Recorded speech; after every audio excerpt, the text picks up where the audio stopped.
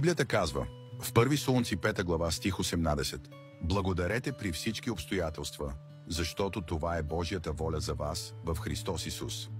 Във всеки сезон, във всеки момент намерете нещо, за което да сте благодарни. Лесно е да благодариш, когато всичко върви добре, когато слънцето грее и пътят е гладък. Но истинската сила на благодарността се разкрива, когато идват бурите, когато пътят е каменист, когато дните изглеждат дълги, а нощите се чувстват още по-дълги. Благодарността не означава да игнорирате проблемите си, а да вярвате, че Бог е по-голям от вашите проблеми. Става дума за разпознаване на Неговото присъствие във всяко обстоятелство, Неговата доброта във всеки сезон. Когато благодарите, измествате фокуса си.